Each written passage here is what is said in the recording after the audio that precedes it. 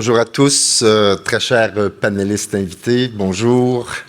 Je suis très heureux de prendre part à cet événement et je remercie la Conférence de Montréal et le ministère de l'Économie et de l'Innovation du Québec de nous offrir ce lieu d'échange et de dialogue sur la question des perspectives technologiques pour combattre les changements climatiques. Vous le savez, j'ai passé ma vie à étudier les changements climatiques sur le terrain et j'ai donc été un témoin privilégié. Malheureusement, les crises mondiales se succèdent et viennent vraiment tester notre résilience. Il y a eu la pandémie, évidemment, elle a bouleversé nos vies et notre économie et malheureusement, elle n'est pas terminée. Le virus continue de se propager et entraîne de nouvelles perturbations et creuse encore, il ne faut pas l'oublier, les inégalités. Nous avons appris de cette crise. La science répétait depuis longtemps les risques de transmission de maladies infectieuses reliées à l'empiètement sans cesse grandissant des habitats sauvages pour exploiter les ressources de la Terre, augmentant ainsi les contacts entre les animaux sauvages et les humains.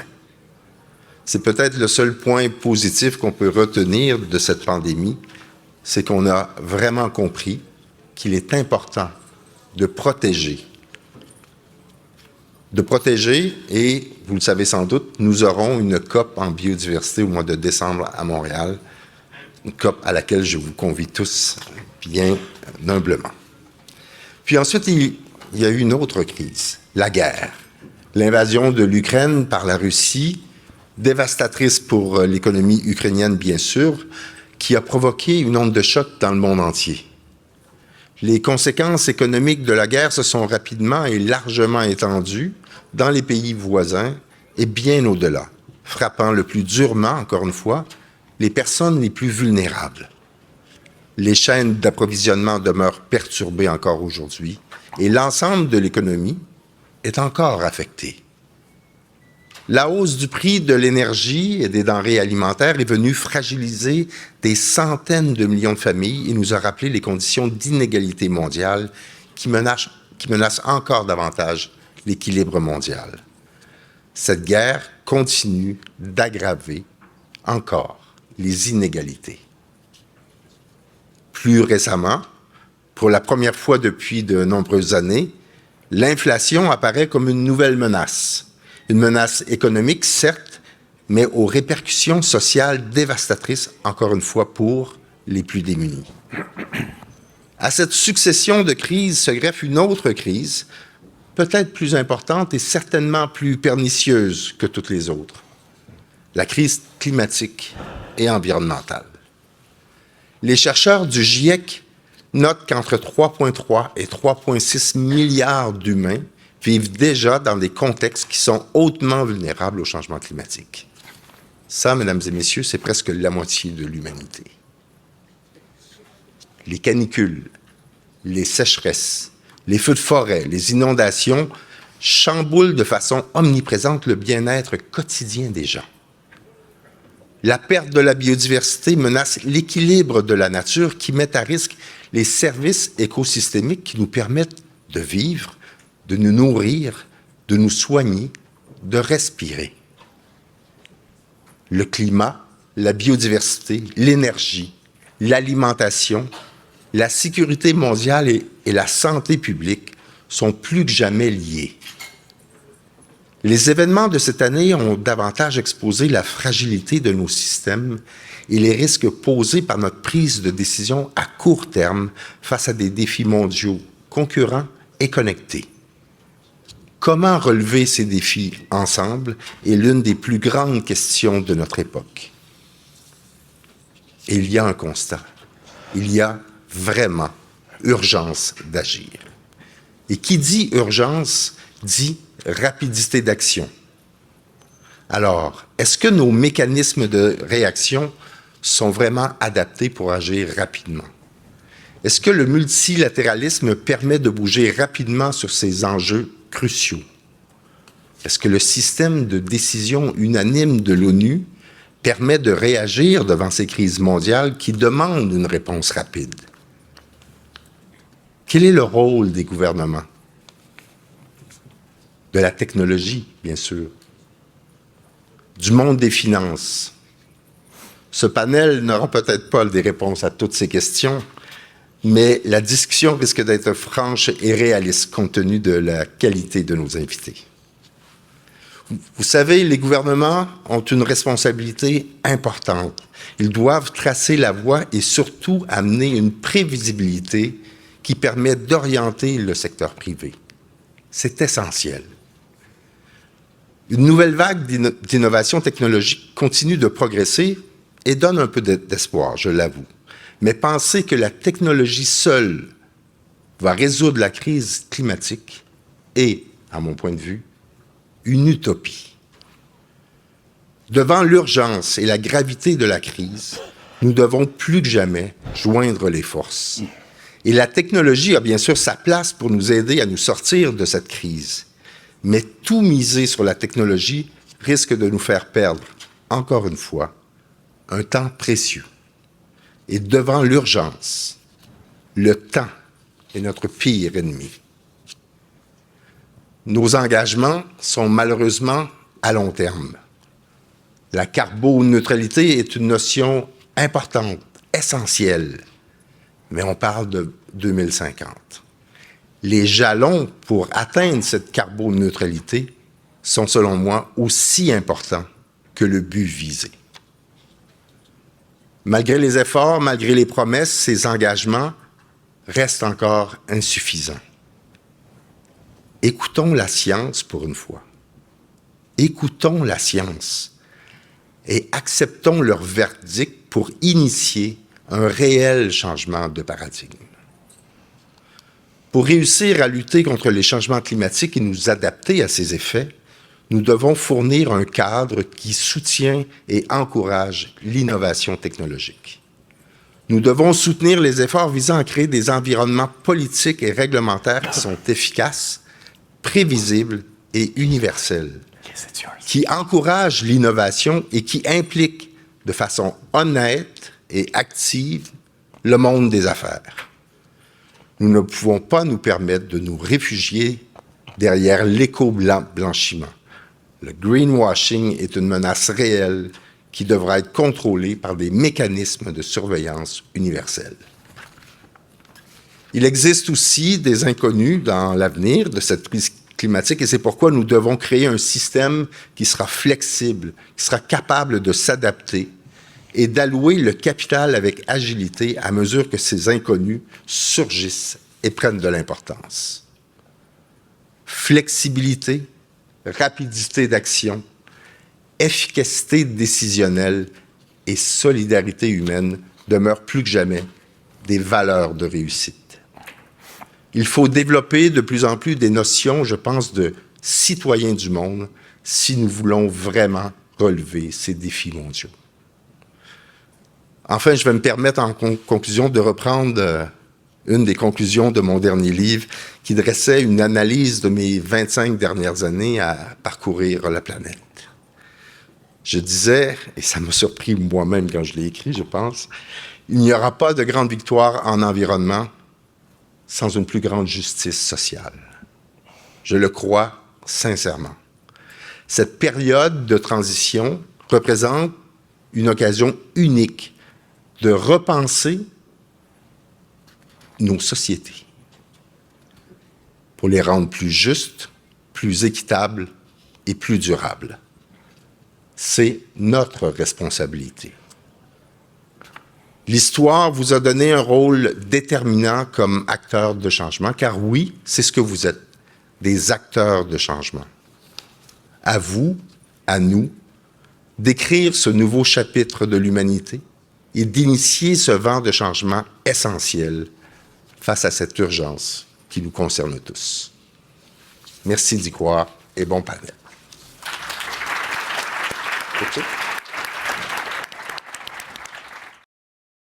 Thank you very much, Jean. My name is Richard Hudson. I'm the editor-in-chief of a media company called Science Business. I am joined on this panel by François Delorme, on my left here, you're right, who is a lecturer at the University of Sherbrooke, and as you will see, is involved very much in very much in this policy area. Beside him is Peter McArthur, who is the National Cleantech Lead at Royal Bank of Canada, RBCx. And joining us from Cape Town, South Africa, hello, Mike.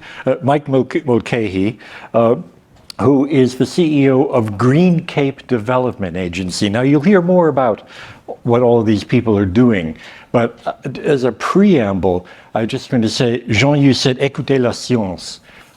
Yeah, I'm a journalist. I'm based in Washington at the moment. I drove up from Washington yesterday, long drive, and looking around on the highway, I'm thinking, you can put the gas price up to $4, $5, $6. Americans are still going to drive. So how on earth, in these multiple crises that we face, do we actually, as a planet, solve these problems? That's what this discussion is about, the framework in which we can force change. So with that little preamble, I'm going to turn to my panelists for the moment. And first, if you have any particular reaction to what Jean said, fine, go ahead. Or more specifically, to help make my drive worthwhile, is there a magic bullet that will solve this problem, some governmental framework that is going to actually make the technology come and work? Whichever way you'd like to go. Well, I'll let Peter start. Yes. There is no magic bullet. Surprise. Okay. But, there's always a but. 50% of the technologies we need to reach net zero already exist. They need to be deployed, like heat pumps, solar wind power. There's many technologies. 50% of the technologies we need to reach net zero do not yet exist. Will direct air capture work? Is it going to be economic? Fusion, is that going to be our future? Better energy storage. That's the only way we're going to let renewables really rule the roost. The answer is we need all technologies to reach this goal, and there are many amazing technologies being developed. Okay. François. Well, I think Jean Lemire's diagnostic was quite extremely useful. Je vais parler en français et en anglais, donc n'hésitez pas à me poser des questions. But I've been working at the Department of Finance in Ottawa for about 20 years. I've been chief economist at Industry Canada as well. So I understand what are the trade-offs in terms of policies when politics is involved. I've been working at the OECD as well, and now I'm in the more the academic milieu. And so those experiences give me, I think, a sort of a pragmatic approach to the issues related to environment. There's no magic bullet. When we read the 3 last IPCC reports that were released in 2021 and the 2 last in 2022, there's one word that seems to, we have the word urgency, and we understand that, and maybe we don't hear it as much because it's repeated very often, but it's insufficiency and slowness. So yes, we need technology, but it's being deployed too slowly and perhaps at a too smaller scale. Government needs to raise and to stand up, but they do it with policy that are not aggressive enough, I would say. Also, I would say... Wait, let me. So the magic bullet then is basically going to have to be fast, whatever it is. We need something fast. Well, if we take... Jean Lemire said we have to hear and listen to science.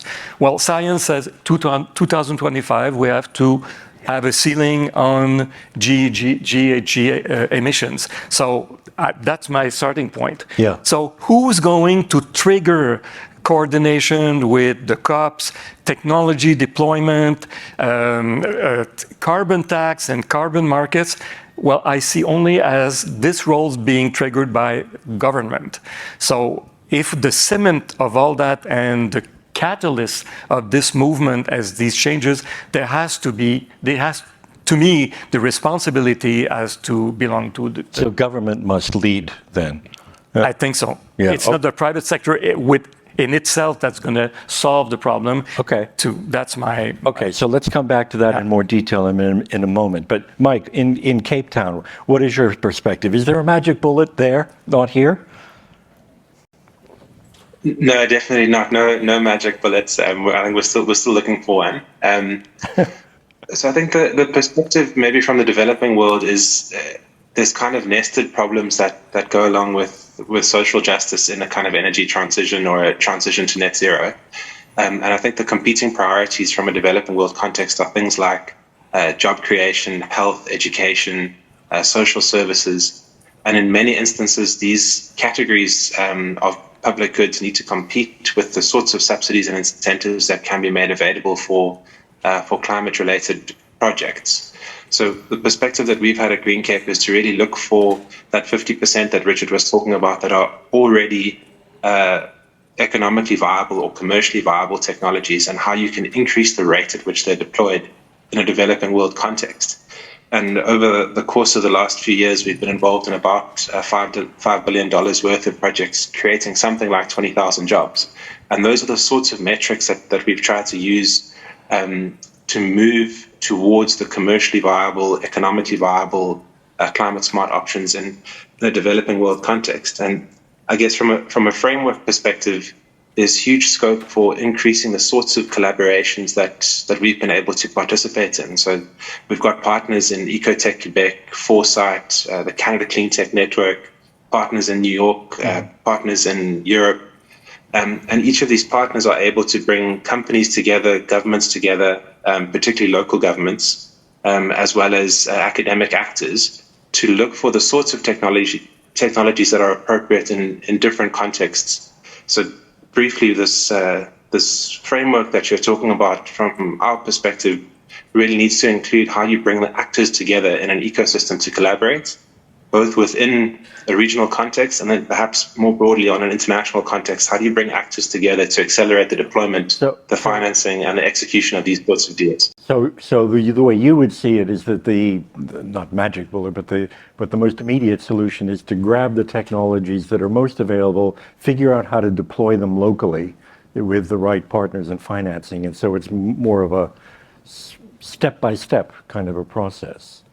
So okay, so yeah, let's dig into this in more detail now. François, you said government should lead. Okay, so wow, what is it, particularly if we're talking about on an international framework, what should governments be doing? What should their role be? Well, I have to say that I'm very disappointed by the way international negotiation on climate are going. We've witnessed several COPs. We don't seem to have like a binding agreement where government do pledges, but there's nothing that forces them to abide by that. Through. Exactly. Yeah. So I think we need to find another way of triggering international coordination. One idea is to what William Nordhaus, a Nobel Prize in economics, put forward like 5-6 years ago about the climate clubs, which is sort of, well, there are governments that are willing to go faster. UK, New Zealand, Australia, there are others as well, that would really put in there the implementation of public policies. Okay, we do a budget, we decide to have indicators that will tell us whether what we've put forward is successful or not.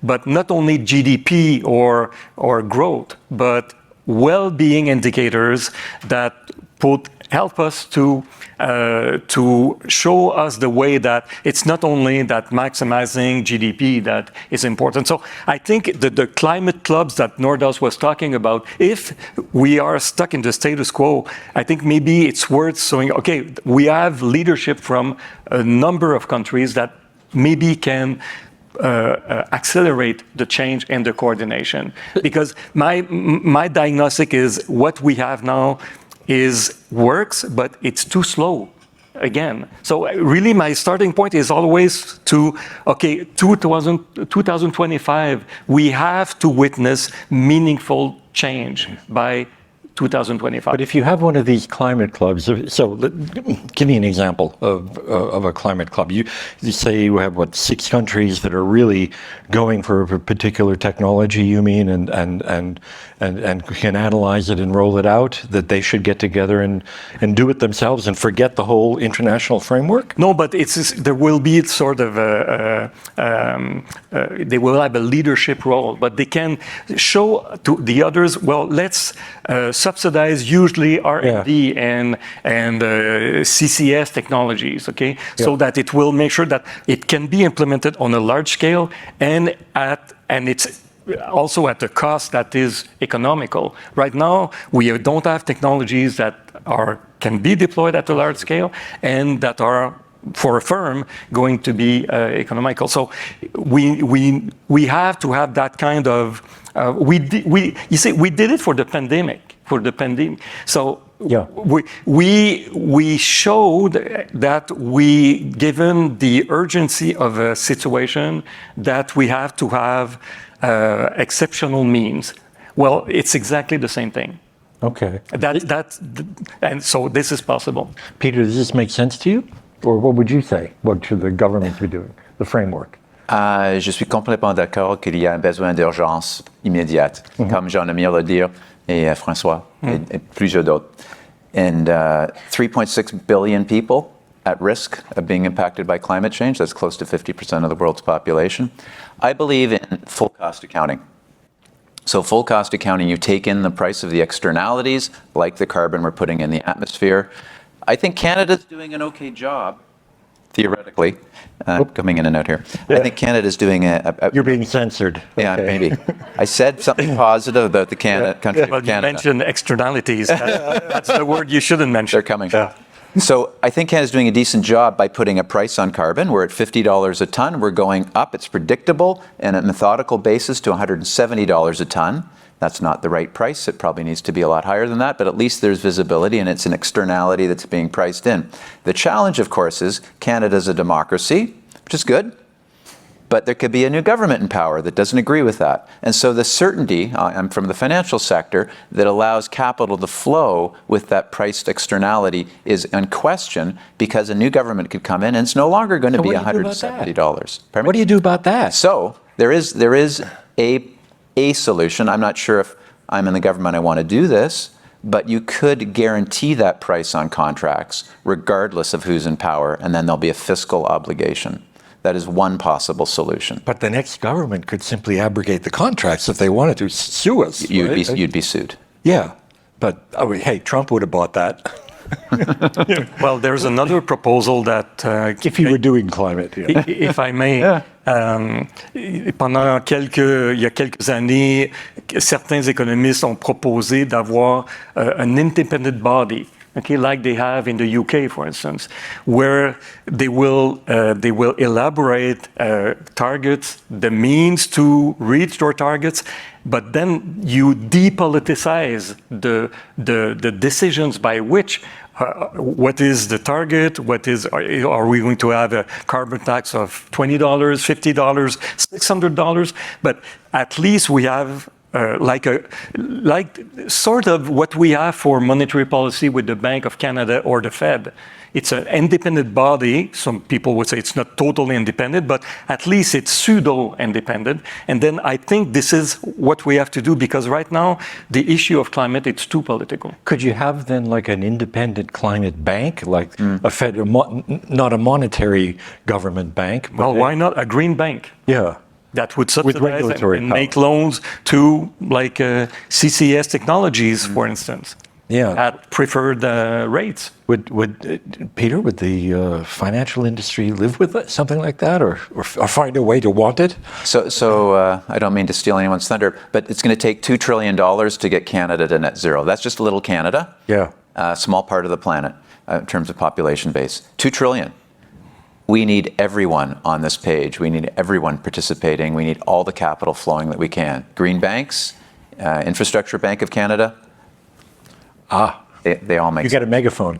Is that test? Good. They all make sense to me. Okay. Mike, from your perspective, so what is this frame? What should governments do? How should they lead? What is the framework to make it happen? Yeah, and I think maybe the COVID pandemic response is a nice example to look at, where I think kind of there was a different level of response based on the level of your country. So I think in many instances, the developing world was left behind, the access to vaccines for the pandemic. And I think if we're going to really tackle the climate crisis, we have to learn from that kind of oversight. And I think if you're contemplating things like a multilateral development green bank, the consequence of those sorts of decisions is quite a lot of that money is going to end up being targeted at the developing world, where the costs of abatement are just far lower. So I think that's where it really does get to the kind of political interface, where doing something in Canada might be 3 or 4 times more expensive than doing something in Morocco or Zimbabwe or South Africa for the same carbon benefit.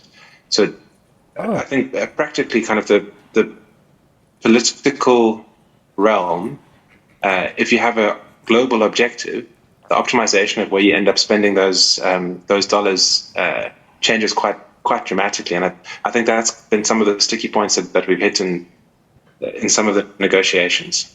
That's very interesting. So you could actually somehow imagine a logic whereby the current inequality of the world is actually turned to part of the solution. That is, that it's more cost efficient to do something in South Africa than it is to do in South Carolina, for instance. Mm-hmm. Does that make sense? Well, okay, but so a bit more in this government framework. François, you were talking about the COPs, and they don't. So, have you told the Montreal organizers of COP 15 that you feel this way? No. No, I mean seriously. We saw the spectacle of what happened with the other COP, with the U.S. government come in and out, and this is happening. So, I mean, should we just give up on international treaties on the grand scale and just try to work in smaller bites like these clubs you mentioned?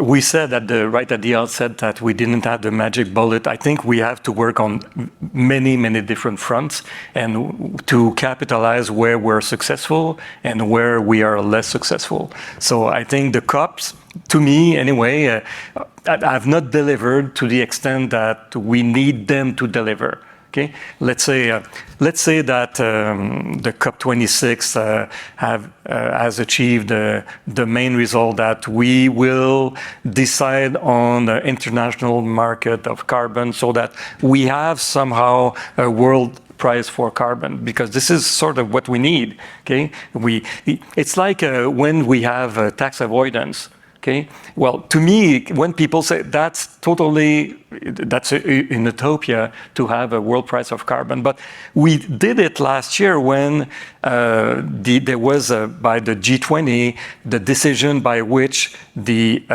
profit of big firms would be taxed at 15% minimum tax. Yeah, Hungary's still fighting about that, but anyway. Yeah, but at least we agree on the principle. Yeah. Even Ireland said.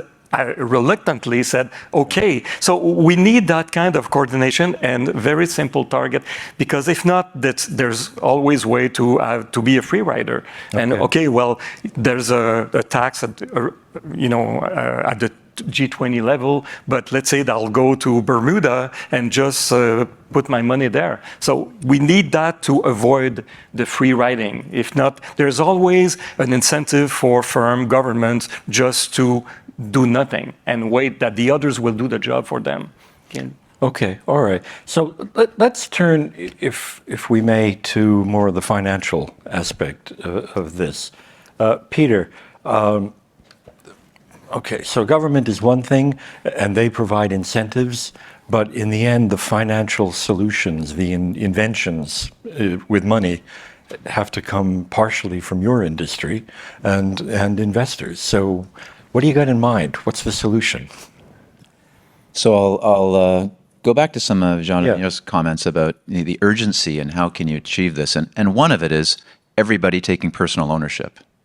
So you may have retirement savings. I don't know how you're investing it, but everybody has the opportunity to deal with their own behaviors financially.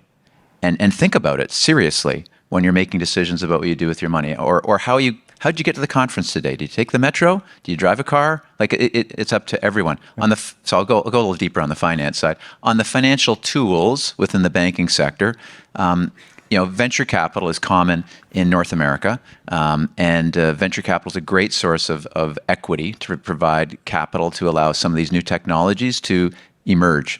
A debt solution that works with that is venture debt, and venture debt is beginning to be deployed in Canada. Okay, what's that, venture debt? Venture debt is a term loan that goes along with a venture capital investment. So if $10 million was invested in a company, you might be able to borrow another $2.5 million on top of that. Okay. On favorable terms, interest only for 12 months, repaid over 3 years thereafter. That extends the runway, allows that technology to be deployed, get closer to a higher level of valuation for the business so they can raise more equity. That is one tool in the toolbox, and it's becoming more and more common. I don't think it's as common in Europe, but it's got a real role to play. That's a simple for the small and medium-sized enterprise size. On the larger corporate side, there's an interesting new development, sustainability-linked bonds and sustainability-linked loans. And recently there was a financing done in Canada by one of our largest telecoms, TELUS. And in that, they entered into a bond, and they made a commitment to reduce their greenhouse gases by 46% over the course of the next 10 years. And if they don't, the rate will punitively move by 100 basis points, a full Why on percent. earth did they agree to that? Because there's a market for it. They want to show their commitment. They're serious corporate citizens who are going to get to net zero. So there's a movement afoot, right? All of us, do you want to have the social license to operate in this country, to operate around the world? You're going to have to make commitments like that and live up to them. And if not, it's got to be punitive. But for these novel instruments that you're talking about, does it require government pressure to make them happen? This had nothing to do with the governments. This was a market reaction to the realities of those externalities and corporations wanting to have a license to operate. So on that particular issue that you talked about, did they actually then get a higher rate than they otherwise, a better rate than they otherwise would have? They got a slightly preferential rate. They did. And there are other structures where I've seen it where it can go negative or positive. Sustainability-linked loans, a bond is a fixed instrument. A sustainability-linked loan can fluctuate, and the pricing can go up or down. And those are just starting to emerge in North America, and that could be very powerful as well. Mm-hmm. Are there other instruments then that could be prioritized? Well, I can get into offsets if you want, but maybe I'll save that. We can vote on that. So Jean and Mike, so the financial aspect of this. Well, Peter said, sorry. François and Mike, sorry. Okay. Peter said the government doesn't have to be involved, but it could, and it can reinforce the movement from the private sector. We can have like all les critères ESG, toute la partie où on demande aux entreprises non seulement d'avoir un rendement pour les actionnaires, mais aussi d'avoir des cibles en ce qui a trait à certaines cibles sociales, que ce soit la parité homme-femme ou le nombre de cadres féminins dans les conseils d'administration. Or we can have, the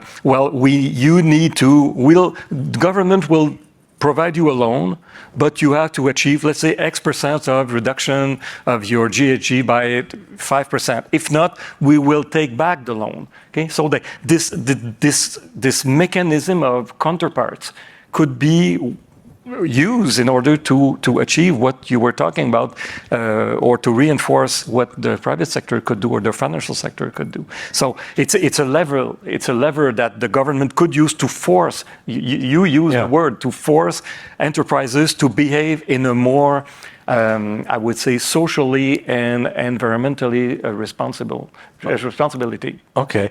Mike, in South Africa, you have been actually then trying to organize financing for projects. So what works? Tell us a little more about how that works.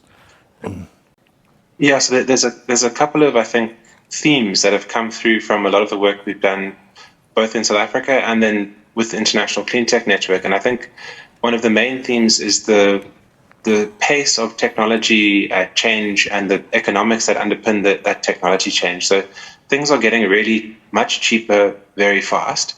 And the finance community, in many instances, certainly in South Africa, hasn't kept up with that pace of change. So quite a lot of our work with the financial community is helping them understand what are the right questions to be asking for things like, 10 years ago, it was utility scale renewable energy. 5 years ago, it was commercial and industrial renewable energy. And just as an example, the commercial banks in South Africa were using vehicle finance to finance commercial and industrial rooftop PV systems, which is a complete mismatch of tenor and useful asset life. And it's an awful mechanism to finance rooftop PV, but it was what they had in their toolkit. So over the last couple of years, they've developed different funding tools to be able to fund this sector that's really exploding from a growth perspective. And that's the kind of common theme that we've seen is as technology moves incredibly fast and that kind of innovation frontier of what is becoming commercially viable stretches, helping the finance community keep up with the technology change means that they're able to deploy capital more rapidly into these types of projects. We've done a few things around climate finance acceleration and setting up a green outcomes fund that really have that same philosophy at the core, is basically helping the financial services sector realize that they've mispriced the risk associated with some of these technologies. And if they've realized that, then they're able to deploy more capital to more projects faster than they have been able to do before. And that kind of grows the whole ecosystem of deployable green tech in a developing world context. How do you persuade them to reprice, though? I mean, it's based on their perception of what the market will bear. Yes, and maybe a fascinating example is South Africa's had quite a successful utility scale renewable program, and the difference in debt pricing between the first round of those projects and the second round of those projects was on average 200 basis points. That was without a single spade going into the ground or a single project actually completing construction. All it was bank credit committees learning that they had mispriced the risk and could be more aggressive, and obviously a little bit of competition drove those prices down as well. But just learning was able to drive prices down for utility scale projects in South Africa by 200 basis points. Okay, so if I could ask all of you though on this point, so when we're talking about, making the financial community rethink the value proposition when it comes to the introduction of new instruments, should this be happening just in national or local markets, or again, do we need a global framework for it to happen? Do we need a global climate bank? Never mind a national climate bank. I'll maybe start. Yeah. So, if you look at it, we've talked about the failures of COP. So the bigger it gets, the more complex it gets, and 80% of all purchasing decisions by government in Canada are by municipalities. It's very, very local. And so I'm a fan of trying to achieve these things on a smaller scale and then maybe bridging to international levels. I just think that you can prove it works. California is a great state for so many interesting initiatives. Prove it and then copy it and take it forward and do it elsewhere. It would be this is a little outside of my pay grade, but that would be my suggestion. Yeah. Okay. So, I totally agree. I think we need international coordination, to avoid the free riding problem, but it's so easier to coordinate at a lower level. So I would subscribe to this bottom-up approach. Let's succeed at the municipal level and go higher up. But I think it's just more, how do you say, agile, you know, just flexible at the municipality level. And I think they have a lot of power now. And in Quebec, at least, we see that there's a real movement towards going faster. We just had the election, municipal election last year, and I think it proved that there was the new mayors that were really engaged in terms of changing the financial aspect of how they manage their municipalities, and as well as the decision in terms of investment, whether do we need, to protect wetlands, or we need a new highway, for instance. So I think municipalities are really good. They have good abilities to make those decisions. They are closer to the citizens. So. Peter. A good example of this is, in Toronto, they're looking at taking municipal taxes and adding to your tax base the implementation of clean technologies to residences. And it could be done commercially as well. So that if you want to put in that heat pump, they can help you extract energy at a lower cost and not pollute with a natural gas furnace, which we have to heat with here when it gets to -40, is a great solution. And then it's part of the tax and it's attached to that property. So if I sell this home, that liability until it's paid off is part and parcel of that property. That's a great municipal initiative that can really be transformative in so many ways, putting solar on the roofs. We were talking about that in South Africa. There's many applications to that. That's a great example, I think. My gosh, that would make the housing market even more complicated then. Fascinating. All right, Mike, any further on this point on international coordination of finance?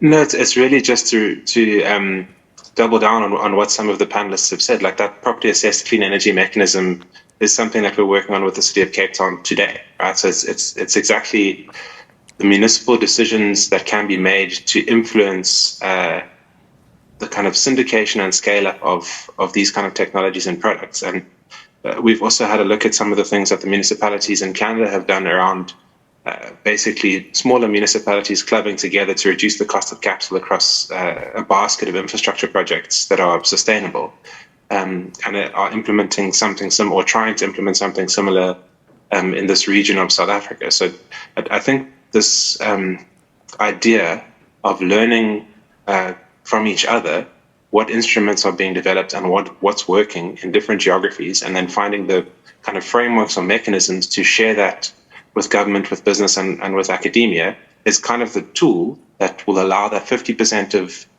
commercially viable technologies to really increase the speed of their deployment. And then there's that next 50% of technologies that still need development for us to hit those kind of net zero by 2050 targets. Mm-hmm. And those will need a different type of support, basically a lot more direct investment into technology innovation.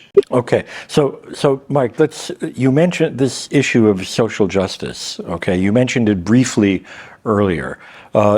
Tell us a little bit more about what kind of social justice mechanisms could be applied if you're trying to solve a climate problem. You've already said they're related, so tell us more. Yeah. So maybe the South African case in particular, we have one region that dominates both the coal power generation and coal mining. That region already has sort of 35% unemployment, so they have a catastrophic existing unemployment problem. And as we transition to different energy sources, it's likely that not all of those energy sources or the manufacturing that will be used to underpin them will be located in that region. So part of the task of any kind of just transition in South Africa is to recognize that the problem is not swapping one coal job for one green job or one other job. It's swapping one coal job for 4 or 5 other jobs in order to be able to advance that economy. So it's kind of the orders of magnitude of the problems that need to be solved in a developing world context are perhaps a bit higher than what would be happening in Germany or Canada. And then perhaps the last point on this is if you are looking at kind of full cost accounting, are you doing that on a project-by-project basis, or are you looking back historically over kind of the industrial revolutions of countries in the G20? And if you do a full cost accounting of their carbon contributions to their industrial development, you're going to get to a very uncomfortable answer. And I think that's kind of from a developing world context, some of the information that's relevant to consider at these international framework discussions and agreements. Well, what is your opinion? Should it be should one factor these historical costs into the equation or not? It's hard to see that you wouldn't do that. Like, if you're saying it's a tragedy of the commons and it's a common environment that's being polluted, why would you start that clock in 2020 or 1990 or 2022? Why wouldn't you start it at the birth of the Industrial Revolution? What do you folks think? Well, you see, climate is a very complex issue. We talked about public policies, we talked about coordination, we talked about governance, we talked about technology, we talked about internalizing externalities. And when we talk about social justice, there's two sides to that. There's the fact that there's the attenuation side where, we know that 10% of the people on the planet are responsible for 50% of GHGs. So there's a notion here of responsibility. Who's responsible for the situation? The second element of social justice is who are the people who are the most vulnerable. Okay, so we know that it's mainly the poor and people in the less industrialized world. So we need to factor in these two elements of attenuation with carbon tax or making the people responsible accountable, and second, to protect people that will have to adapt to the changes and the perturbations in climate. So it's very complex in terms of how we deal with this other layer of complexity. Mm-hmm. Peter? I think, François, you were nice there about the 10%. The 10% straight up on stage. It's us. It's the developed world, I believe. So, yeah, Mike, that would be a big ticket for us to swallow. But I get it. The developed world has a big responsibility here in the price. Okay, but are you being... as a journalist for 40 years, I mean, I'm thinking about politicians I've known in many countries. I cannot imagine this happening without duress of some kind, without that there is some international mechanism that forces the rich governments to acknowledge this. So if you can say it's nice, but how do you achieve it?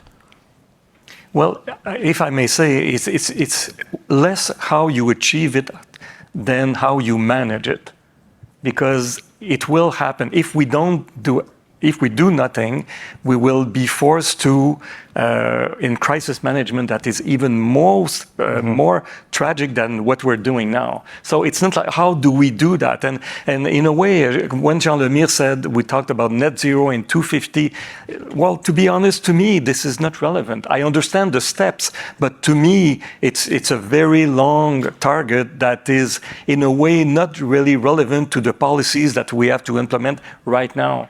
So that's why, if I may just correct you or add to what you said, we have to do something now in order not to just to deal with the situation, to be passive and just to meet what are going to be the consequences. We have to be proactive, but not tomorrow, like this afternoon. Okay, all right. Like at 4, we should just meet and have an international council or the Green Council. François is going to have a meeting point out there if anybody wants to. But not in the VIP salon. No. Outside. Yeah, although the coffee's pretty good there. Peter. Where were we going there? I don't know. Social justice. So so the COP. The commitment was, I think, $100 billion from the developed world to the, what is it called? The majority world. That's the term I've read recently. The majority world, i.e. not the privileged. we committed $100 billion, and they're nowhere near hitting that target. I remember the number I quoted earlier: $2 trillion to get Canada to little Canada to net zero. $100 billion is a drop in the bucket. So, Mike, I like your approach, but I think from Richard's point, you have to be practical and you have to draw a line in the sand somewhere. Canada's committed to be 40% below its, I think it's 40% below its 2005 level of GHGs by 2030, 7 years from now. So we can see that.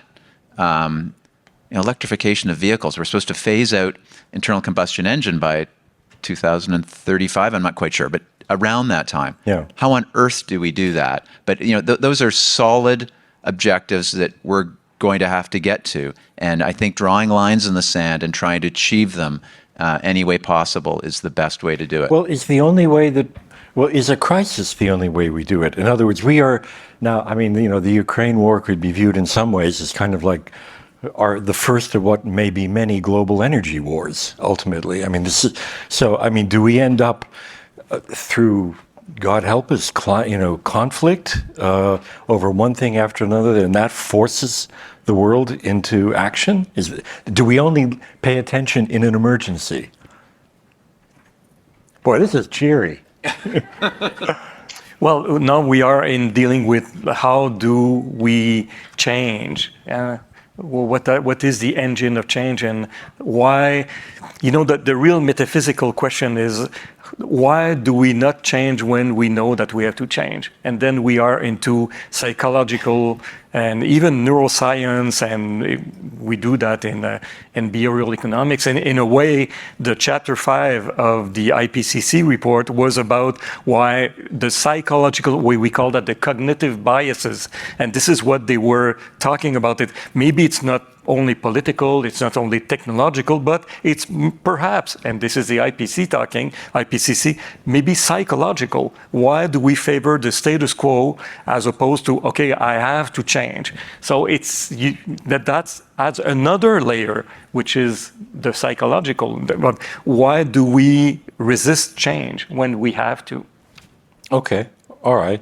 So let's take this a little bit closer to home, bring it into Canada right now. We've already referred to this a few times. François, you and a colleague had a recent article that you published about everything that's wrong with the Canadian policy on this. I don't know if you want to resume anything on it, but is there a specific series of steps that you think the Canadian government should be doing now? Well, I'm a pragmatic person, and I think that we have to have a multi-layer or multi-step strategy. The magic bullet doesn't exist. We have magic bullets, I think. And given the system, the economic system in which we work, the financial system, I think a necessary condition, not sufficient, but necessary condition is to have a price on carbon. And somebody, I think it's Jean or you, Peter, said we need to take into account the social costs of private decisions. Well, in economics, that's easily done. Okay, we call that a Pigouvian tax. But to put a value on the social damage, this is quite tricky, and in fact, almost impossible. So we need at least to make attempts to reflect the price of these externalities, the price of pollution. And I think the first step is to, given that we are in an economic system based on prices and we make decisions based on different prices, we have to have that price of carbon. And how do you get it?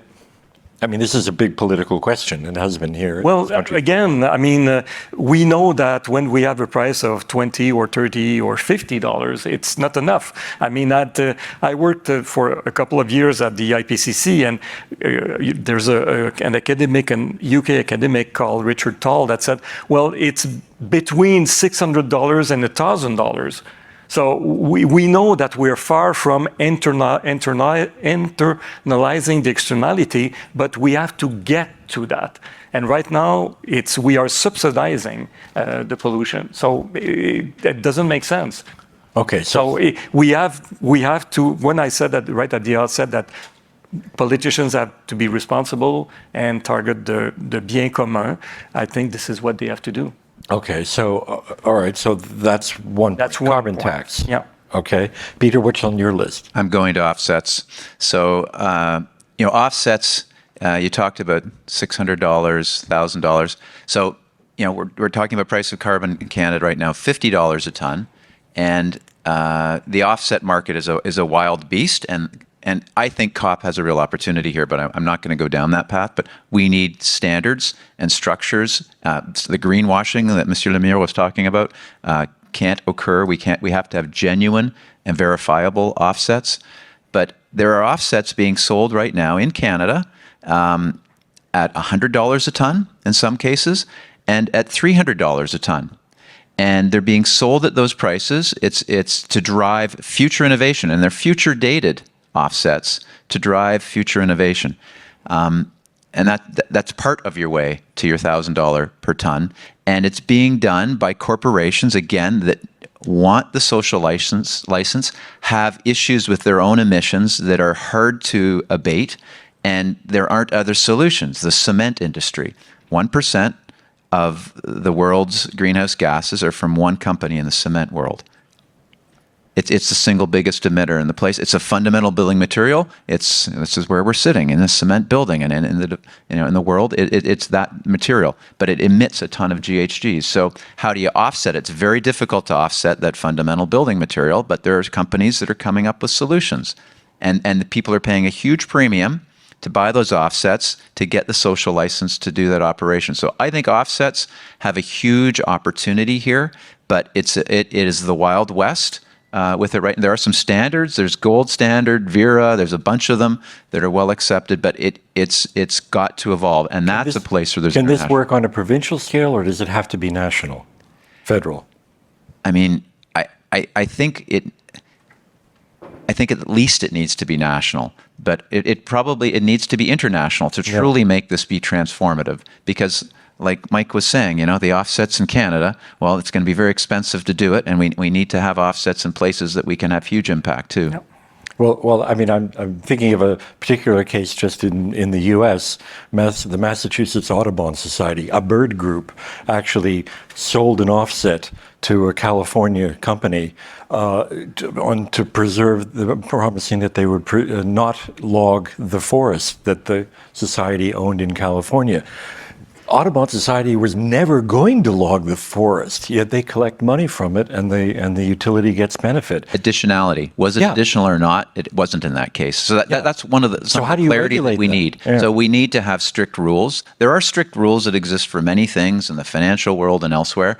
It's possible. This is definitely achievable. But, our own Mark Carney, former governor of the Bank of Canada, governor of the Bank of England, was speaking here yesterday, has undertaken to try to help come up with a framework. I think it's difficult, but we definitely need that. That would be Peter's choice.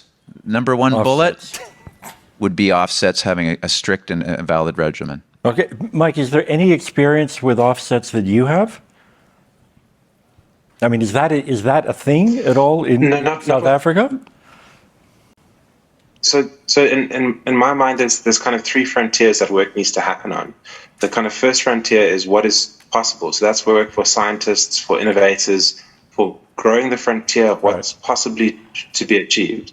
The kind of second frontier is set that's contained within that first frontier is what's commercially viable today. And then the third front, and what's commercially viable today can be influenced by governments, local governments, procurers, corporates. And then the third frontier, which is inside of that, is what's actually happening, what transactions are clearing in the marketplace today. If you can have intermediaries and the sorts of organizations that provide support to businesses moving that first frontier of what's actually happening today to the frontier of what is the most commercially viable system of solutions you could implement, you're going to make a huge gain. Okay. And then as you move that next frontier up towards what's technically possible, you can incrementally and pragmatically start moving towards this kind of net zero by 2050. And each of those frontiers requires actions from different actors to move them forward. Okay, so we're going to stop the discussion here because we have hit our own limitation of time. But I would like to thank the panelists. And oh my gosh, so François, where's the meeting place? Outside. Okay, outside, over coffee. Okay, so anybody who wants to change the world, we'll see you outside. Okay, thank you very much to the panel. You.